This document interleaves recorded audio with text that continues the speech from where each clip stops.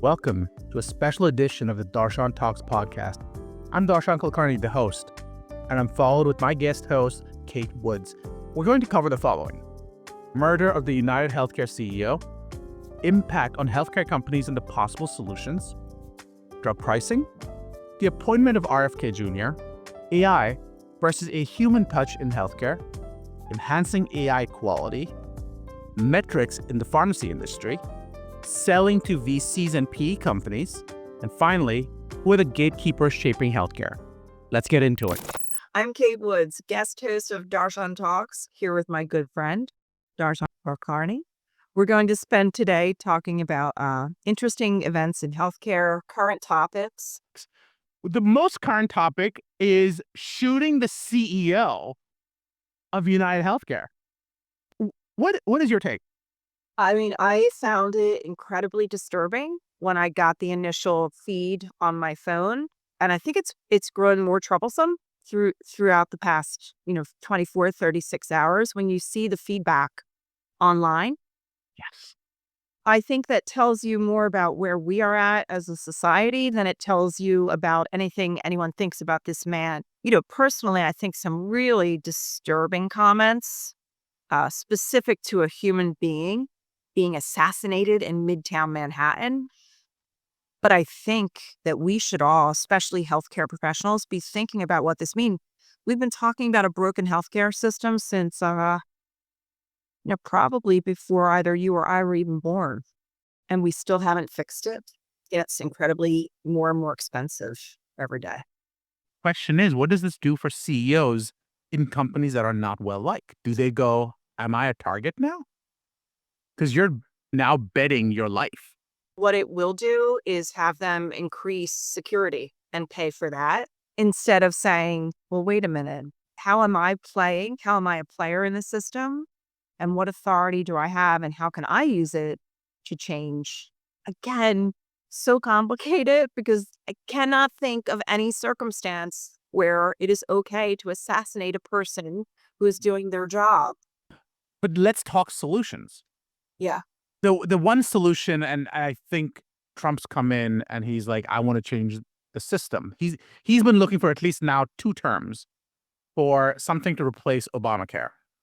And I think for the most part, he was very clear that taking away what exists is unlikely to help.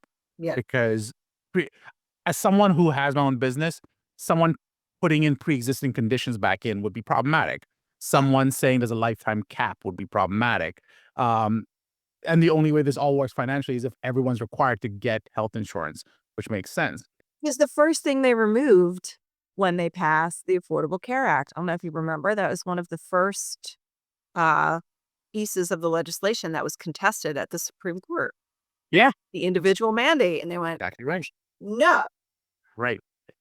But do you think that Medicare or Medicaid for all is the solution? I think it's got some good legs. I think, first of all, Donald Trump is definitely a disruptor.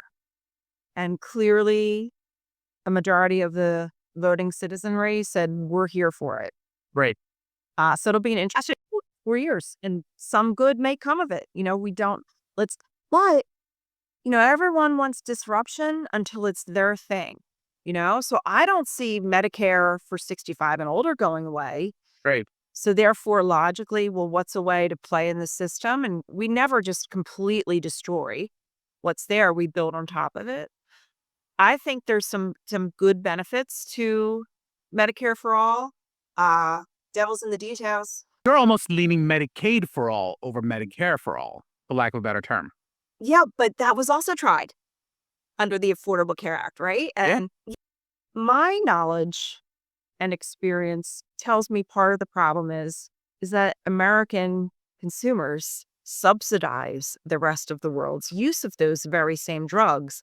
And we all want to ignore that piece of it, right? It's not like we can't entirely figure it out. It's that other governments internationally have capped it.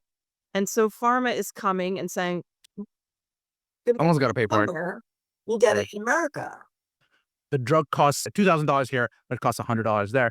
The truth is the drug doesn't cost $2,000 here. I want my drug to be as cheap as possible. I actually had a client who said, I want my drug to be as cheap as possible. How do I make this happen? So I'm making up numbers here. She wanted to make the drug available for $1,000. It was as close to cost price as she could get it to still be able to just keep operating the business. She went to the insurance company and they said, we have to guarantee a certain discount. Without that discount, no one's going to come to us. So unfortunately, you can give still at that same cost, but for everyone else, you need to charge a multiple because then we can say we got you that discount. So that $1,000 drug is now $30,000 because no one will pay the $30,000 because you're going to give a discount where it's now $1,000 again. So we look good in front of our customers. So this fake artificial inflation is part of the problem. So that there's a whole thing in the pharma industry on WAC price, and you, with your experience, you remember all of this.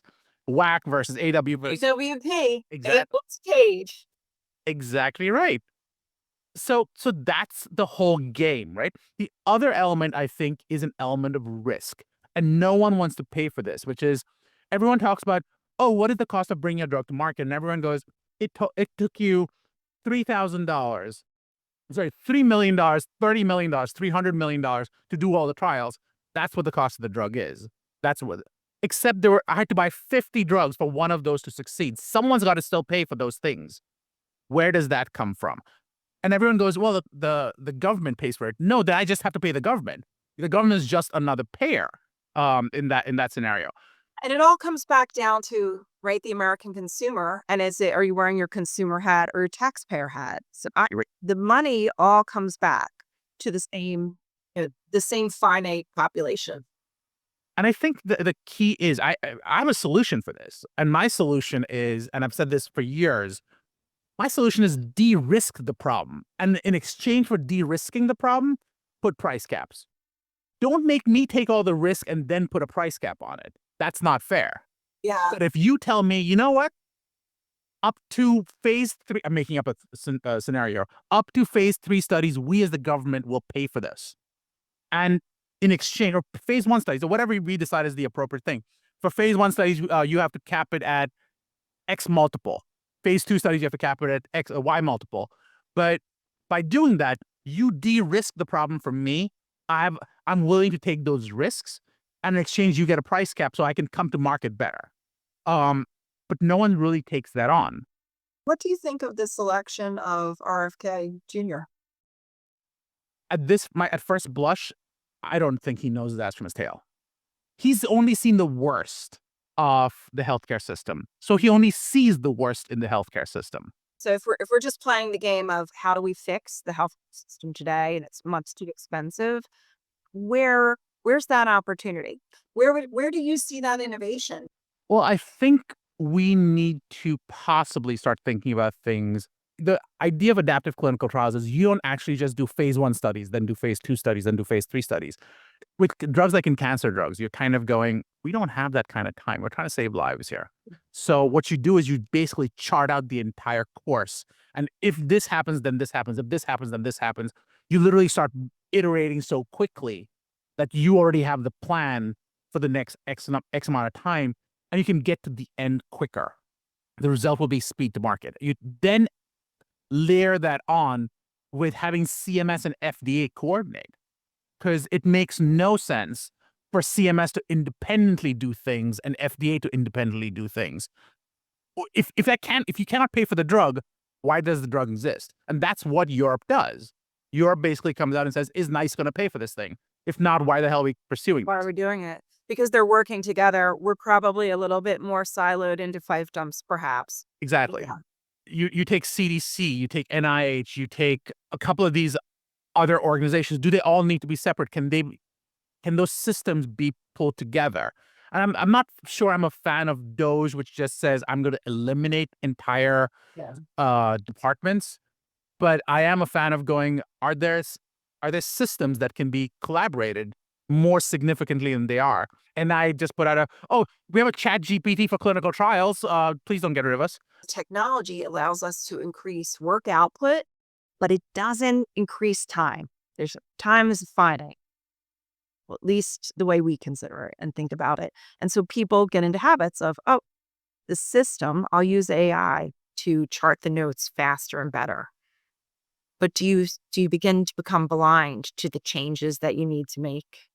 Are you doing too many carryover notes that now are inaccurate? And how do we keep that human component? Do you think AI being more naturally embedded into the daily physician visit, there's literally a Siri in the room, and that captures all the information, it transcribes it, puts into the notes, and then goes sign off on this to see if it lines up. On one hand, I go, isn't that cool? In pharmacy, we would all often get doctor's orders. And our job was, okay, look at the reaction, look at the adverse events, look at the contraindications. Does it all make sense? And we'd get these pop-ups all the time. And you remember this, constant pop-ups, risk of overwarning. I can't tell you the number of times I just go, ignore, ignore, ignore, ignore. Wait, I just said ignore. What was the last one again? I probably should have seen that one. Habit, right? Great. To me, AI is just, a more efficient MA, Mm-hmm. potentially. The physician or other provider still has to be responsible for the end and what that note looks like. And we're all humans. Technology makes things faster and easier. And I think that we oftentimes then just take that time and add on more work instead of more quality. How do you build the quality, and how do you guys do it? We do, training, annual, ad hoc, and topic based as things come out. Of course, you're auditing, constant auditing with a quality feedback loop that we do. But let me ask you about that auditing process. How do you audit it to see if the note was good enough? You can only audit to know if the note has certain structural components, but not if they captured everything. Yes and no. Right. So God bless you. Retrospective review is lagging, right? It's a lagging indicator. Exactly. So guess what I was speaking of earlier is we always have to have leading indicators, and that's like boots on the ground have to do that. But the lagging indicators can tell you a lot. They can tell you a fairly decent amount, especially when you do what we do. My compliance team works hand in hand with our clinical quality team.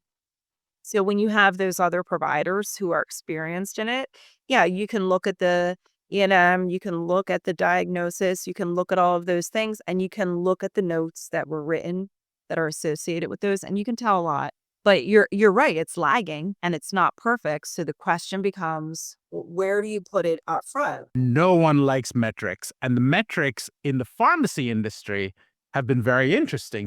Pharmacists are getting impatient. They're walking away from jobs. Pharmacies are closing. What do you think of metrics, knowing what the impact is, but knowing you kind of need to measure people? Metrics can be misused, I will say that. And it's going to sound maybe Pollyanna-esque, but for metrics to truly be valuable for real patient care and, frankly, provider satisfaction, first we have to get ourselves right. So where's our center? What are we really trying to do? Are we trying to serve patients and providers and their staff and have a great, provider-patient experience with a good health outcome? Or are we using the metrics to drive a goal that isn't quite aligned with patient care? Medicine is business, and you cannot care for people if you cannot fund your practice. The road to hell is paved with good intentions. Always. And we start off with, we just want to know. Yeah. Then we have this information. How do we use it? Yeah. We have this information. Why can't you match it? We have this information. We're going to fire you. How often do you actually find yourself going back to those value statements and mission statements and going, are we still doing that? Often, actually. Do you?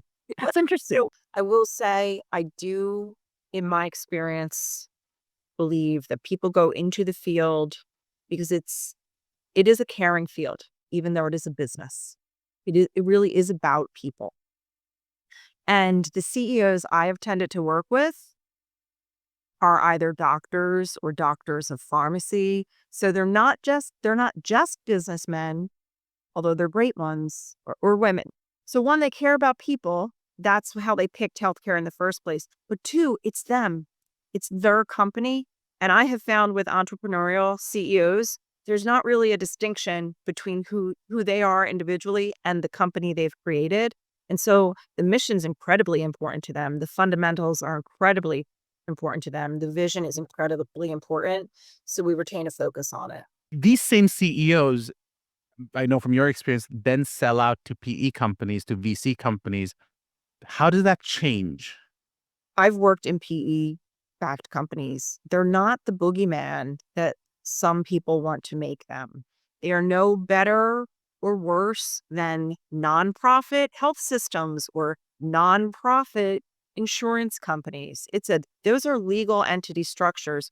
What I will say is, in my experience working in private equity, is the money funds the mission. You can hire and pay physicians, providers, and their staff living wages. You can provide better quality of life for all of those individuals. You are hiring even more employees to support, right? So you're bringing people into the middle class that a small a small doctor's practice maybe has what, 6, 10 people. A larger one with proper funding has a much larger ancillary staff. Those people all have jobs. They all raise families. They all buy homes. I mean, it's a good thing. And we can invest in technology and advancements and doing the right thing for patients. So I think it goes back to the first question. Metrics can be misused. So whose job is it to fix this? Is it industry? Is it government? Is it patients? Is it doctors? Who does this come on? I mean, I think it's all of our jobs. But to your point, there are some people in charge, there are gatekeepers, and then there's all of us. And frankly, there's multiple opinions. It's not as if every citizen in this country has the same idea on healthcare. If we did, we wouldn't have contentious elections or people getting shot.